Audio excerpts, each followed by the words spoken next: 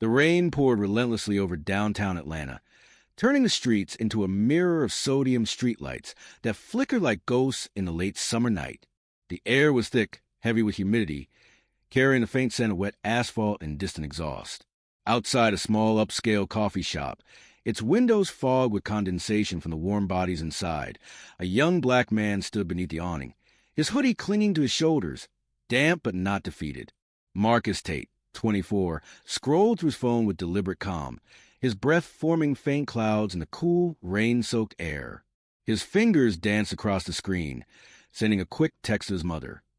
"Running late, Mom. Be home soon." Jazz hummed softly through his earbuds, a quiet rebellion against the storm's chaos. His eyes flicked up briefly as a white SUV screeched into the parking lot, its headlights slicing through the drizzle like twin blades, illuminating him for a moment before plunging him back into shadow. Inside the SUV, Karen Whitmore, mid-40s, sat rigid, her manicured nails digging into the leather steering wheel. Her lips were pressed into a thin, judgmental line, her eyes locked on Marcus. She'd been watching him for 10 minutes. 10 minutes too long, she thought. Loitering, she muttered to herself, the word laced with suspicion. Her phone was already in her hand, the 911 operator's voice crackling through the speaker. "There's a suspicious man outside my favorite coffee shop," Karen said, her voice sharp with indignation. Each word deliberate, as if she were delivering a verdict. "He's just standing there, looking, I don't know, dangerous. Can you send someone now?" She leaned forward, her eyes narrowing as Marcus adjusted his glasses, oblivious to her scrutiny. The camera pans to his face, catching the faint smile that crossed his lips as he typed another text, unaware of the storm brewing around him. The screen fades to black, bold white text searing into the darkness. She thought he was trouble. She had no idea who his mother was. A patrol car glided into the lot, silent as a predator, its red and blue lights painting the wet pavement in eerie, pulsating hues. Officer Daniel Hargrove stepped out, his boots splashing in a shallow puddle, his stocky frame casting a shadow under the streetlights. His buzz cut gleamed faintly in the rain, and his permanent scowl deepened as he sized Marcus up. Young, black, hoodie, alone. It was a profile Hargrove knew too well, or so he thought. His hand rested on his holster, a reflex he didn't bother to conceal, his fingers twitching slightly as if anticipating resistance. "You got ID?" he barked, his voice cutting to the rain like a whip, assuming guilt before a single word was spoken. Marcus looked up, startled but unshaken. He pulled his earbuds out slowly, letting them dangle around his neck, the faint strains of jazz fading into the patter of rain. "Yes, sir," he said, his voice steady, measured, almost too calm. "It's in my wallet." His movements were deliberate, his hands visible, his eyes holding Hargrove's gaze with a quiet intensity that seemed to unsettle the officer. Marcus was used to this, far too used to it. A grad student at Emory University, pursuing a master's in criminal justice. He carried himself with the understated confidence of someone who'd studied the system's flaws and knew its rules better than most. He reached for his wallet, slow and deliberate, never breaking eye contact, as if to say, "I'm not who you think I am." Karen watched from her SUV, her arms crossed tightly, a satisfied smirk curling her lips. To her, Marcus was just another kid up to no good, lingering where he didn't belong. She'd seen types like him before, or so she thought. Her coffee shop, her neighborhood, her sense of safety felt violated by his mere presence. She leaned forward, whispering to herself, "They'll handle this."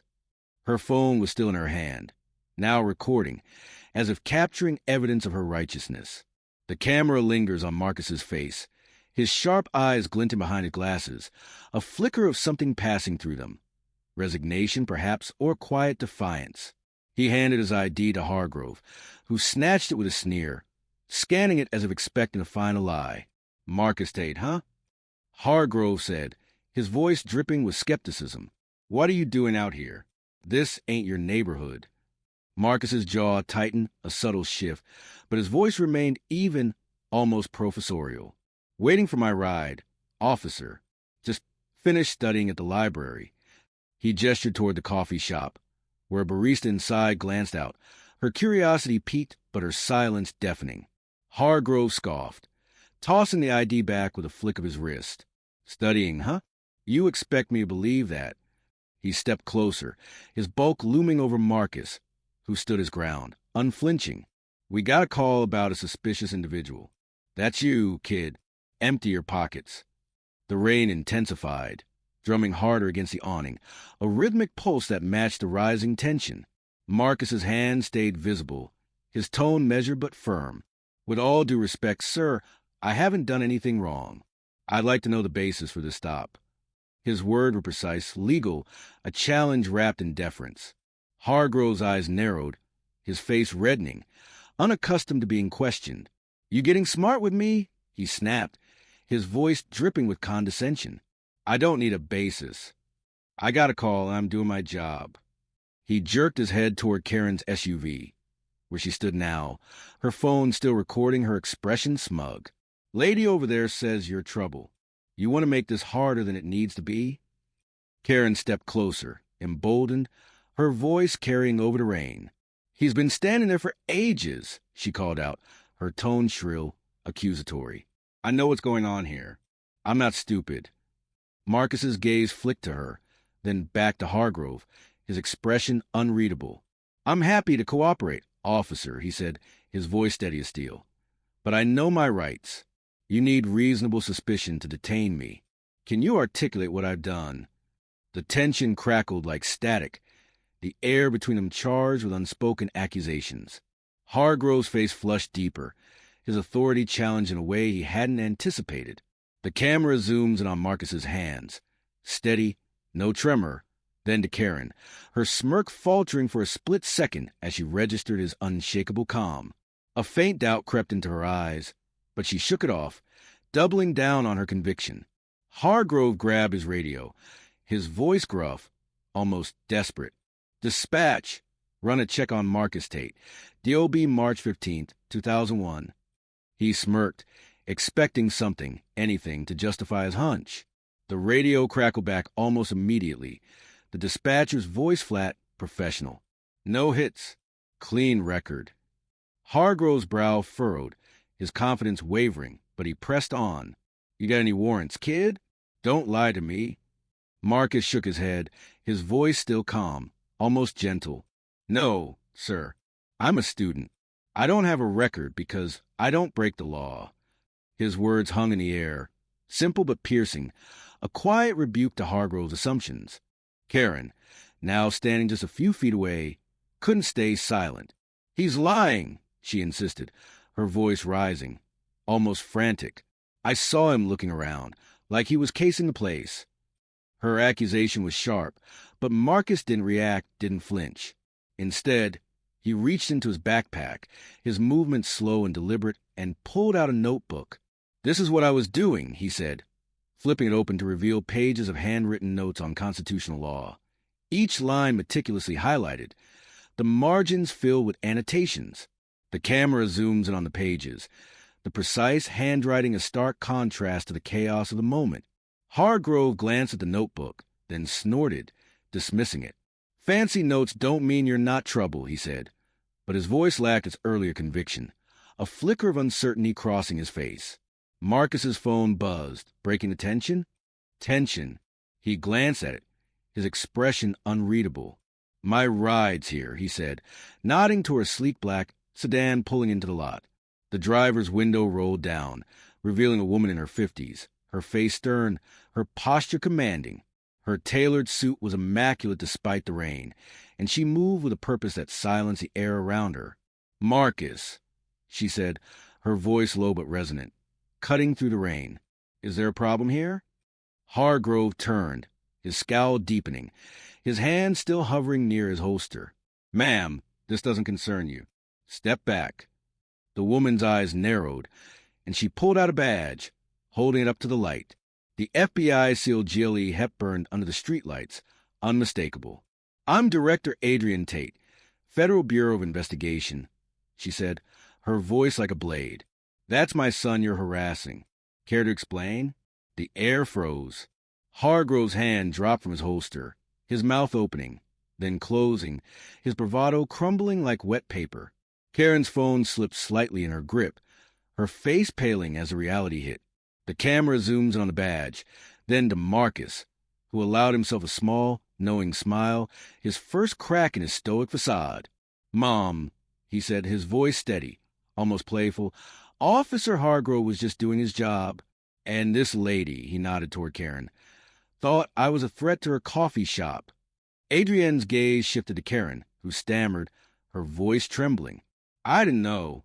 He was just standing there, and standing. Adrienne cut in, her voice like tempered steel. "My son was standing. And you called the police because of what exactly? His hoodie?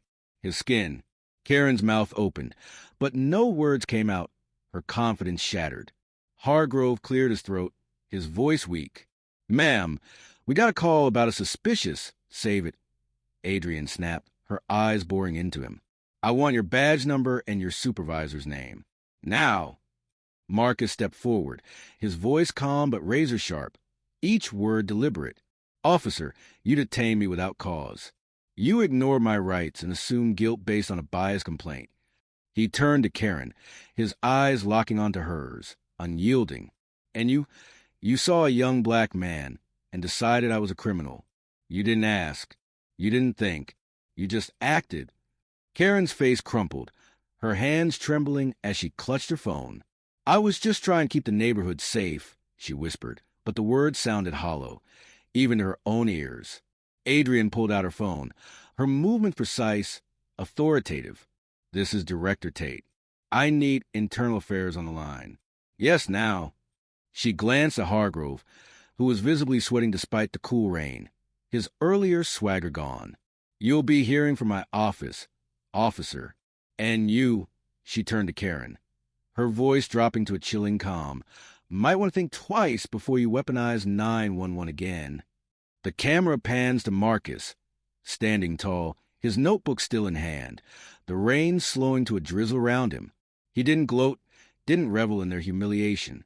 He just stood there, unshaken, a quiet force in the storm's aftermath. The next morning, the coffee shop was quiet, the storm a distant memory. Marcus sat at a corner table, his laptop open, typing notes for his thesis on systemic bias in law enforcement. The barista, a young woman who'd witnessed the entire ordeal, slid a coffee across the counter. "On the house," she said, her voice soft with respect, her eyes lingering on him with something like admiration. Marcus nodded, a small smile breaking through. "Thank you," he said, his voice warm but reserved, already focused back on his work. Across town, Hargrove sat in a dimly lit precinct office, his badge lying on the desk in front of a grim-faced supervisor. Pending investigation, the supervisor said, his tone final, his pen tapping the desk. "You're on desk duty until we sort this out. And don't expect it to be quick." Hargrove's jaw clenched, but he said nothing, his eyes fixed on the floor, the weight of his actions settling like a stone in his chest. Karen sat alone in her living room, the curtains drawn, her phone glowing with the local news headline. FBI director's son wrongly detained after biased 911 call. Her hands shook as she scrolled through the article, her face pale, her breath shallow. The comments section was brutal. Words like racist and Karen peppered the thread, each one a knife to her carefully curated sense of self. She closed the app, her hands trembling, the weight of her actions no longer deniable. She thought she was protecting her community, but now she saw the truth. She'd been the threat. The screen fades of Marcus walking through Emory's campus, his backpack slung over one shoulder, his steps light but purposeful. The sun broke through the clouds, casting long shadows across the quad. The narration kicks in, deep and resonant, carrying the weight of the moment. This wasn't just about one night, one call, one officer. It was about a system that assumes guilt before innocence, that judges a man by his skin before his actions. Marcus Tate didn't need to prove who he was. The world needed to learn to see him. The camera lingers on Marcus's face, his eyes bright with determination, a quiet fire burning within. Every case like this is a chance to change the story, to demand better, to be better. The screen fades to black, white text appearing against the void. If this story made you feel something, anger, hope, or the need for change, share it with someone who needs to hear it. Subscribe for more stories that matter, Stories that remind us justice starts with seeing each other clearly.